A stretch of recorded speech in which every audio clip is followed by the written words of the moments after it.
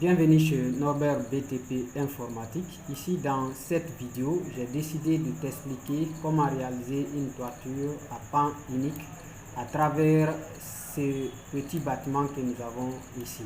Donc nous allons réaliser une toiture avec deux versants justes. Nous allons avoir un premier versant par là et un autre versant qui va être dans ce sens. Et on va voir directement comment faire pour réaliser les murs pignons qui vont être à ce niveau-là. Donc, si c'est la première fois que tu me découvres, ici je te parle de tout ce qui concerne le bâtiment et travaux publics. Abonne-toi, partage cette vidéo pour ne rien manquer. Alors, on va commencer avec l'astuce très simple, comme on l'a dit. On s'intéresse à l'outil de toiture, mais spécifiquement en ce qui concerne les versants qui vont être ici et l'autre versant, c'est-à-dire les toitures à deux versants simplement. Donc, pour ça, qu'est-ce qu'on va faire? Je vais venir directement en mode DD. À partir de là, c'est le dessin, notre plan qui est là donc, et je vais venir dans l'outil toiture. Je cherche à ouvrir l'outil toiture. À partir de cette fenêtre, quand vous ouvrez pour la première fois, ça va être comme ça, caché. Donc vous cliquez sur géométrie et position. À partir de là, précisément, si vous n'avez pas encore réalisé de toiture, c'est ce modèle qui va être directement choisi. Et ça, il s'agit de ce qu'on appelle la structure composite. Donc, normalement, vous cliquez sur la structure basique pour activer ce qui est là. Ça va vous permettre de définir l'épaisseur de votre toiture. Il s'agit ici de ce que nous allons mettre ici à la fermeture de la toiture ici. Donc, l'épaisseur, nous allons mettre par exemple 20 comme épaisseur de la toiture. Et après l'étape là, vous venez directement ici où c'est écrit bois massif, vous cherchez à changer. Vous cliquez ici, vous venez, au lieu de laisser ça en bois, vous cherchez par exemple les métaux et vous choisissez aluminium. Et quand vous choisissez aluminium, vous venez, vous cliquez sur pan unique.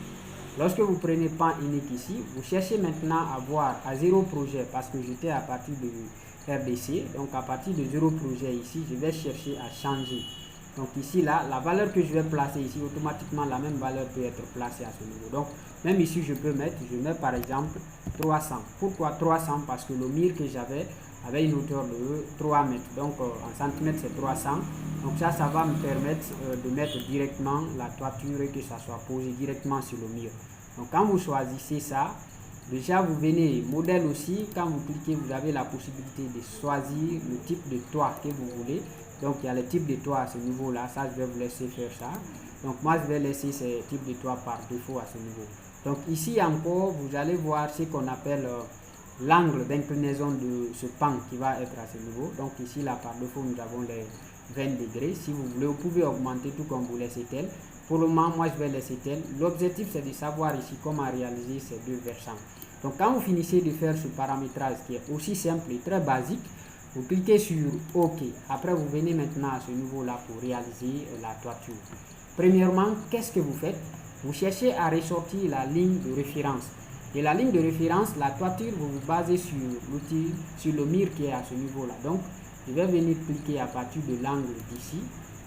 Et je viens encore à l'angle qui est à ce niveau-là. Je clique. On va me dire...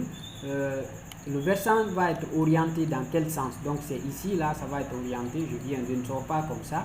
Je viens dans le bâtiment et je clique. Donc là, maintenant, on me demande de réaliser le versant.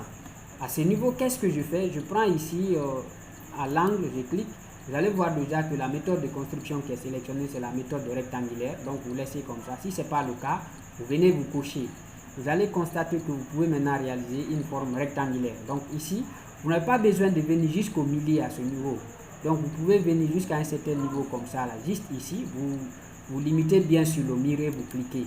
On va vous poser cette question parce que nous n'avons pas commencé à zéro projet. Donc ça va sortir, c'est pas grave. Vous cliquez sur continuer. Et là, qu'est-ce que vous faites? Vous cherchez à activer les traces pour voir la toiture. Parce que le fait que nous ne sommes pas à ce niveau-là, même si on réalise la toiture, on ne va pas voir. Donc pour activer les traces, vous venez ici. Lorsque vous cliquez sur ça, vous allez voir directement que la toiture va se présenter. Mais des fois, ça peut ne pas se présenter si les traces qui sont activées, ce sont les traces en dessous, c'est-à-dire le niveau de référence de nos traces. Si c'est en dessous, c'est-à-dire que ce n'est pas au-dessus, ça ne pourra pas être visible. Donc là, des fois, ça peut arriver. Vous cliquez sur cette flèche, vous choisissez ici, choisir référence. À partir de là, vous venez, vous avez vu, ce qui est coché, c'est au-dessus de l'étage courant. Si par exemple je prends en dessous de l'étage courant, vous verrez que ça ne va pas afficher la toiture malgré que les traces sont activées. Donc si c'est le cas chez vous, vous cliquez maintenant, vous venez sur choisir référence et vous cochez au-dessus de l'étage courant. Vous verrez que la toiture elle va se présenter. Maintenant après ça, vous réalisez la même toiture à ce niveau. Donc vous venez, vous cliquez encore ici pour ressortir la ligne de référence jusqu'à ce niveau, vous cliquez.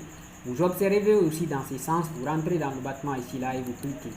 Après vous venez encore réaliser le même rectangle en cliquant ici, en faisant sans mesure, vous n'avez pas besoin obligatoirement de mesurer ou de venir jusqu'au milieu. Moi je vais me limiter quelque part ici et je clique. On va me poser la même question, je vais cliquer sur continuer. Et là vous verrez que ça sera toujours le cas pendant que c'est bien réalisé. Donc ici, je peux désactiver, j'active encore, vous verrez que ça va s'activer les deux. Maintenant, qu'est-ce que je fais? Pour le moment, quand je vais observer en 3D, qu'est-ce qui va se passer? Vous verrez que j'ai les toitures comme ça. Vous voyez, la pente, elle est tellement faible. Donc, je peux décider d'augmenter la pente en sélectionnant directement les deux toits ici. Pour le moment, je peux décider. Ce n'est pas une étape obligatoire. Donc, ici, je prends par exemple, parce que quand vous venez directement ici, vous n'avez plus besoin d'ouvrir. Vous venez par là, vous allez voir l'angle. Donc, je vais prendre 30 degrés. Vous verrez que ça va monter un peu. Donc maintenant là c'est bon. Je reviens en DD. Je cherche d'abord à donner le décalage. Donc je fais un petit décalage pour que la toiture là puisse se présenter très bien. Maintenant ici là je n'aurai pas directement la possibilité de sélectionner la toiture. Cette fois-ci qu'est-ce que je vais faire? Je viens dans le niveau d'étage qui est appelé toiture ici là. Ici à ce niveau là. Si vous voyez bien mon pointeur, vous double-cliquez sur ça. Ça va vous envoyer dans toiture. Maintenant, cette fois-ci, qu'est-ce que vous faites? Vous sélectionnez. On va d'abord faire un décalage. Là, je viens ici, je fais un clic à ce niveau-là et je viens prendre décaler arrête. Je ne vais pas décaler toutes les arêtes parce que je n'ai pas besoin de décaler dans ce sens-là d'abord. Donc, je prends juste décaler arrête. Et là, je vais donner un décalage de 50 cm par exemple. Je prends 50 et je valide sur entrée. Je fais la même chose dans ce sens-là. Shift R. Je prends 50, j'appuie sur entrée. Ce que j'ai fait, quand je clique ici, pour mettre la valeur, je prends Shift R, je mets 50 et j'appuie sur entrée. Donc je fais le décalage dans les trois sens. Maintenant, je fais la même chose à ce niveau. Je sélectionne cette toiture. Je fais aussi un décalage de 50 cm par là, 50, j'appuie sur entrée. La même chose ici, je clique, je prends Shift R, 50 et j'appuie sur entrée. La même chose dans ce sens, je clique, je prends Shift R, 50 et j'appuie sur entrée. Maintenant, pour relier les deux toitures, qu'est-ce que je fais? Je sélectionne par exemple cette toiture, je peux commencer par ça, ça dépend, je sélectionne ça. Je viens sur l'autre toiture, remarquez bien, j'ai sélectionné la toiture d'en bas, maintenant je viens sur l'autre toiture qui est par là. Dès que le symbole que vous voyez là se présente, j'appuie sur CTRL. Quand j'appuie sur CTRL, je clique une fois. Vous allez voir que ça va faire un prolongement de cette toiture. Ça c'est un. Je désélectionne l'autre toiture et maintenant je sélectionne l'autre. Maintenant je viens de l'autre côté, également la même chose. Quand je serai à ce niveau, j'appuie CTRL, la touche CTRL qui est sur votre clavier. J'appuie sur ça, je maintiens et je fais un clic sur le bouton gauche de la souris. Vous allez voir que ça va encore relier ça. Maintenant cette fois-ci, quand je vais observer en 3D, vous verrez que les deux toitures sont directement reliées et les décalages ont été réalisés. Donc nous avons franchi cette étape. Maintenant, on ne va pas laisser ça comme ça. Vous voyez que c'est pas tellement ingénierique de laisser comme ça là, c'est vide. Donc il faut combler avec ce qu'on appelle le mur pignon. Donc la même chose ici, on va mettre ce qu'on appelle le mur pignon. Qu'est-ce que je fais? Ça, je ne vais pas me compliquer la tâche. Je cherche à sélectionner les deux murs. Le mur qui est par là, j'appuie sur échappe pour enlever l'orbite. Je désélectionne d'abord les toitures en appuyant aussi sur échappe. Je viens sélectionner le mur qui est à l'intérieur de l'autre côté par là. Et je sélectionne encore cet autre mur. J'augmente la hauteur.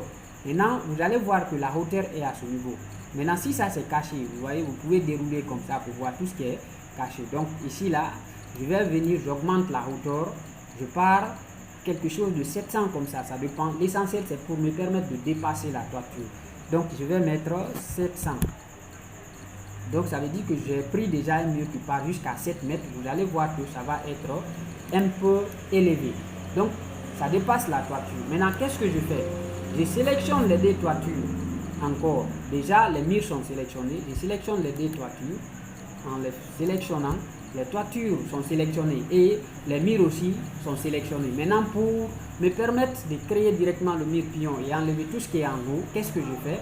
Vous allez voir le symbole là ici, qui va s'appeler raccorder élément à toit. Donc vous cliquez sur ça, le message là ça va sortir, vous laissez cocher utiliser toit coque de la structure actuelle. Donc vous cliquez sur raccorder et vous allez voir systématiquement que nous avons réalisé les murs pions. Donc c'est comme ça on fait si on a vraiment besoin de réaliser une toiture de ce genre.